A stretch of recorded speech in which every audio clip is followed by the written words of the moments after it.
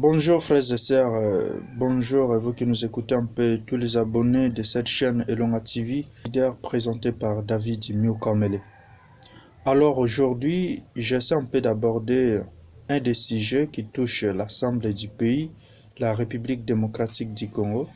C'est celui de la dépréciation de notre monnaie face au dollar.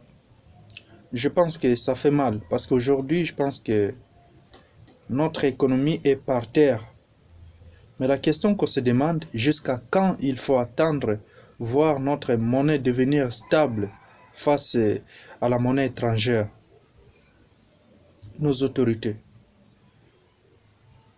notre président, nous sommes conscients et nous sommes reconnaissants des efforts qu'il est en train de fournir parce qu'il avait trouvé tout était par terre.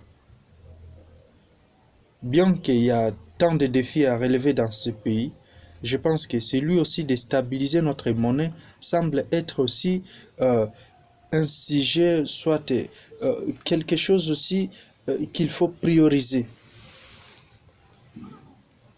Parce qu'aujourd'hui, ce qui est mal, c'est qu'avec les taux qui grimpent chaque semaine, on ne sait pas jusqu'à quand, mais le mal en est que ceux qui souffrent maintenant, ce sont les fonctionnaires de l'État.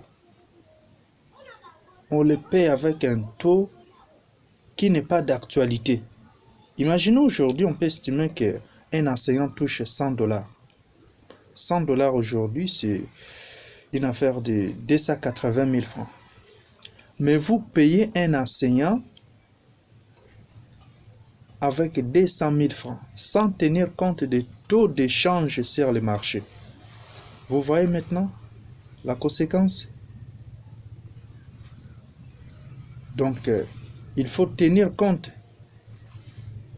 Il faut tenir compte des taux d'échange qui grimpent chaque jour. Il faut payer quelqu'un par rapport au taux qui est d'actualité. Vous pensez que celui que vous payez avec 200 000 francs, il part faire son marché où? Seulement sur ces marchés, là où le dollar est en train de circuler avec 280 000.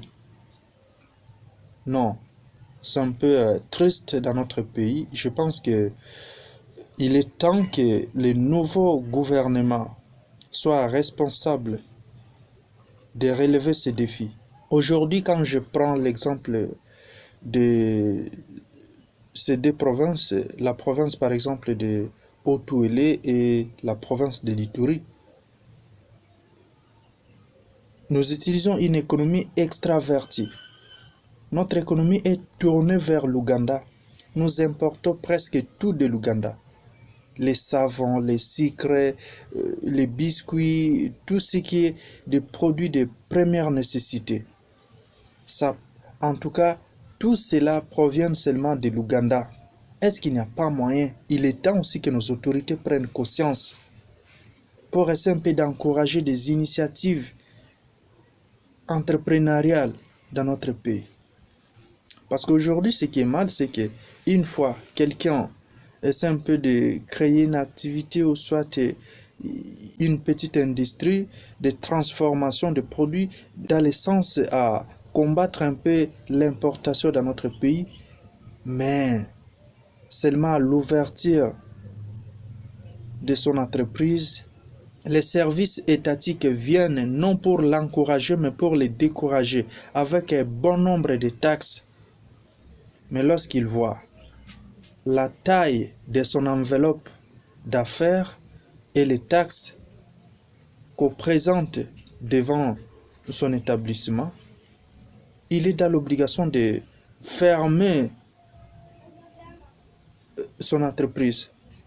Mais il faut favoriser quand même, avoir une mesure particulière pour nos entrepreneurs qui peuvent aussi entreprendre des activités industrielles locales pour essayer un peu de transformer nos produits. C'est ça notre souci. Donc il est temps que nos autorités, nous demandons avec vraiment souci que nos autorités nous écoutent un peu, qu'ils aillent un peu à mettre un peu certaines mesures dans le secteur d'entrepreneuriat.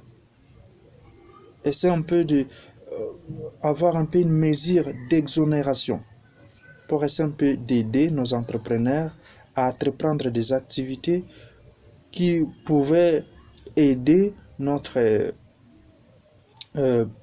pays de mettre barrière face aux importations. Il y a d'autres choses, nous avons presque tout, j'ai toujours dit cela. Il y a d'autres choses qu'on peut transformer de chez nous qui va faire en sorte que nous puissions empêcher un peu l'importation ou soit diminuer un peu les taux d'importation. La raison pour laquelle j'interpelle un peu nos autorités, le nouveau gouvernement qui sera mis dans quelques jours, le gouvernement qui sera implanté, et que ce gouvernement puisse avoir un peu les consciences d'aider un peu nos entrepreneurs, surtout la jeunesse, d'entreprendre ces activités dans le sens aussi à mettre aussi leur pierre dans l'édifice, parce que je pense que nous devons lever un peu ces défis. Nous sentons à l'homme qui a les bâtons de commandement, M. Antoine Félix Tshisekedi, il a les soucis, lui seul, il fait appel à tous les Congolais, parce qu'il a dit cette fois-ci, il veut faire des Congolais, des entrepreneurs congolais, des millionnaires. Mais pour faire des jeunes Congolais des millionnaires, il faut encourager ceux qui ont des initiatives entrepreneuriales. Donc c'est ça notre souci. Merci, c'est un plaisir pour moi. Rendez-vous pour la prochaine fois pour essayer de parler de votre numéro d'actualité. Merci, c'est un plaisir pour moi. Bonne suite des temps pour vous. Nous nous tendons petit à petit vers la fin de ce mois de janvier. Encouragez. Si vous avez aussi des propositions, n'hésitez pas aussi à manifester cela dans les commentaires. C'est un plaisir pour moi. Merci, à très bientôt.